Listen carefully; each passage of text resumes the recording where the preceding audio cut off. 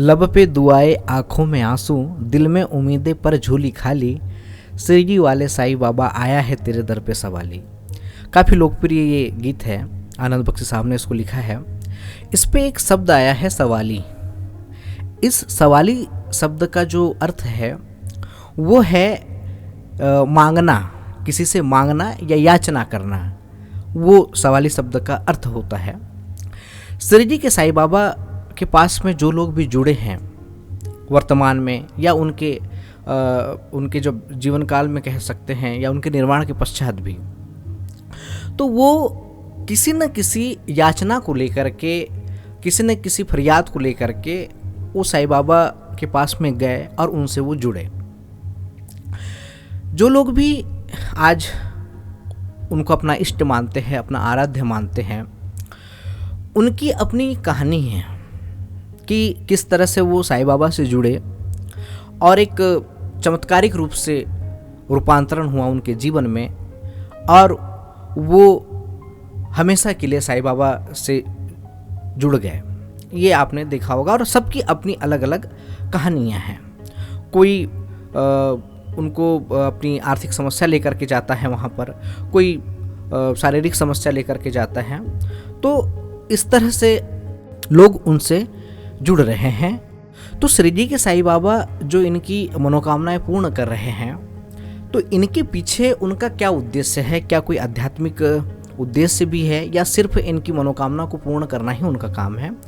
इस पे हम थोड़ा गहरी इस पे चर्चा करेंगे और इसके पीछे क्या मनोवैज्ञानिकता काम करती है और इसके पीछे का क्या आध्यात्मिक विज्ञान है, इस पे हम थोड़ी चर्चा करते हैं। भारतीय आध्यात्मिक जगत में अनेक बुद्ध पुरुष हुए हैं और सब अपने आप में बड़े अनूठे हैं, लेकिन शिरडी के साईं बाबा का जो अवतरण हुआ है वो कई मायनों में अद्वितीय है, बेजोड़ है और एक अलग तरह का फिनोमेना लिए हुए है वो अपने आप में। उनमें सभी बुद्ध पुरुषों का समावेश है।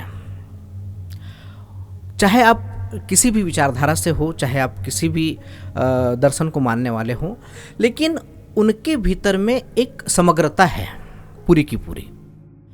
उन्होंने समाज के उन लोगों का भी ध्यान रखा है जो अपनी दैनिक आवश्यकताओं की पूर्ति में ही अपना जीवन जो है वो गुजार देते हैं, पूरी की पूरी तरह वो संलग्न रहते हैं अपनी सांसारिक ज़रूरतों में ही जो मूलभूत आवश्यकता होती है, और वो कभी आंतरिक रूपांतरण की तरफ नहीं मुड़ पाते। उन्होंने उनका भी ध्यान रखा हुआ है, क्योंकि जब तक कि आपकी मूलभूत आवश्यकताओं की पूर्ति नहीं होती है तब तक कि आप उच्च आवश्यकताओं की तरफ नहीं जाते हैं।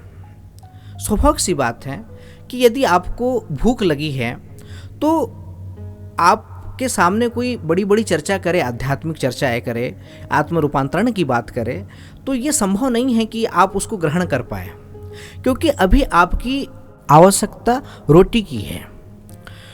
तो इस तरह से उन्होंने हर वर्ग का ध्यान रखा है और यही कारण है कि आज लाखों लोग उनसे जुड़ रहे हैं। साई चरित्र में उन्होंने स्पष्ट रूप से कहा था कि जो मेरे शरणागत है उनको कभी भी अन्न और वस्त्र की कमी नहीं होने दूंगा, ये बाबा ने आश्वासन दिया हुआ है। तो जो अन्न और वस्त्र की जो बात कर रहे हैं वो बात मूलभूत आवश्यकताओं की ही हो रही है, क्योंकि मूलभूत आवश्यकता जब तक कि आदमी की पूरी नहीं होती है तब तक कि वो आगे नहीं बढ़ पाएगा आंतरिक रूपांतरण के लिए, क्योंकि उसकी पूरी की पूरी ऊर्जा, पूरी की पूरी चेतना उसी में लगी होती है। विवेकानंद जी के जीवन की एक बहुत ही प्यारी घटना है। इस घटना से हम साईं बाबा के जो आध्यात्मिक दृष्टिकोण को हम शायद समझ पाएंगे। एक बार हुआ यूँ कि विवेकानंद जी अमेरिका में थे तो और वहाँ वेदांत की शिक्षा दे रहे थे, तो किसी ने उनसे कहा कि आप यहाँ क्यों वेदांत पढ़ा रहे हैं, आप भारत में क्यों नहीं पढ़ाते हैं वेदांत? तो स्वामी जी ने ये कहा कि यहाँ मैं वेदांत और परम सत्य के बारे में बात कर सकता हूँ, लेकिन भारत के लोगों को भूखे देखकर मुझे ईश्वर और परम प्राप्ति के बारे में बात करने में शर्म आती है, क्योंकि ये उन गरीबों का अपमान है, क्योंकि उन्हें रोटी की आवश्यकता है। तो बड़ा ही मार्मिक इसका उत्तर विवेकानंद जी ने दिया हुआ था। मनुष्य की अपनी आवश्यकता है, शरीर की आवश्यकता है, मन की आवश्यकता है, आत्मा की आवश्यकता है। एक पूरा का पूरा क्रम है। जब तक कि शरीर और मन की आवश्यकताओं की पूर्ति नहीं होती है, वो दूसरे तल की तरफ आगे नहीं बढ़ सकता है। वो आत्मा परमात्मा की बातें वो नहीं कर सकता है जब तक कि उसके शरीर और मन की आवश्यकताओं की पूर्ति ना हो। तो ये पूरा का पूरा एक आध्यात्मिक क्रम है। मैं एक घटना का बार बार जिक्र करता हूँ अपने सत्रों में कि द्वारका माई में एक दफ़ा साईं बाबा बैठे हुए थे और काफ़ी सारे भक्त उनके वहाँ आए हुए थे। तो साईं बाबा की ही उपस्थिति में उनके एक साधक ने वहाँ आए हुए भक्तों को थोड़ा सा डांटते हुए लहजे में ये कहा कि तुम यहाँ पर अपनी छोटी छोटी आवश्यकताओं की पूर्ति के लिए बाबा के पास में आते हो। तो बाबा ने उस साधक को डांटा और उन्होंने ये कहा कि ये जो लोग अपनी छोटी छोटी आवश्यकताओं की या सांसारिक आवश्यकताओं की पूर्ति के लिए मेरे पास आ रहे हैं, ये भी मेरे अपने लोग हैं। पहले ये अपनी ज़रूरतों को पूरा कर ले, अपनी सांसारिक आवश्यकताओं को पूरा कर ले, फिर मैं उन्हें वो देना चाहता हूँ जो मैं वास्तव में उनको देना चाहता हूँ। श्री जी के साईं बाबा ने मनुष्य के हर एक तल की आवश्यकताओं का ध्यान रखते हुए उनकी आध्यात्मिक उन्नति पर ध्यान दिया है। साईं बाबा ने सांसारिक इच्छा पूर्ति से लेकर आंतरिक रूपांतरण तक एक अलग ही अद्भुत आध्यात्मिक पद्धति का प्रयोग किया है,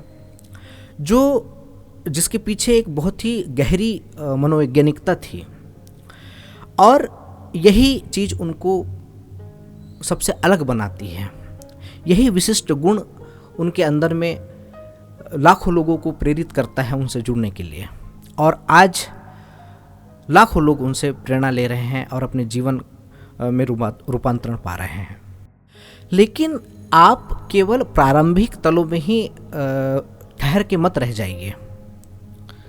छोटी छोटी आवश्यकताओं की आपकी पूर्ति तो हो रही है, लेकिन आप उससे आगे भी बढ़िए। बाबा ने यह हमेशा इस बात के लिए प्रेरित किया हुआ है। और बाबा कहते हैं कि मेरे पास में सांसारिक आवश्यकताओं के लिए तो लोग आ रहे हैं, लेकिन वास्तविकता में उनको जो देना चाहता हूँ उसके लिए कोई बिरला ही आता है। तो आपकी आवश्यकताओं की, सांसारिक आवश्यकताओं की तो पूर्ति होते रहेगी, लेकिन आप शरीर और मन से ऊपर उठ करके आत्मा के तल पे भी अपनी ज़रूरतों को आप पैदा करिए, ताकि आप वो पा सके जो शाश्वत है और जो सच में साईं बाबा आपको देना चाहते हैं। और इसके लिए आपको साईमुखी होना पड़ेगा। साईमुखी होने का अर्थ है अंतर्मुखी होना। अंतर्मुखी जब तक आप नहीं होंगे तब तक कि आप आत्मा के तल को नहीं छू सकते हैं, और आप बस अपनी सांसारिक आवश्यकता की ही पूर्ति के लिए साईं बाबा के पास में जाएंगे, लेकिन जो वास्तविक खजाना है आप उससे चूक जाएंगे। कुर्बान में उनकी बख्शिश के मकसद भी जुबा पर लाया नहीं। कुर्बान में उनकी बख्शिश के मकसद भी जुबा पे लाया नहीं। बिन मांगे दिया और इतना दिया, दामन में हमारे समाया ही नहीं।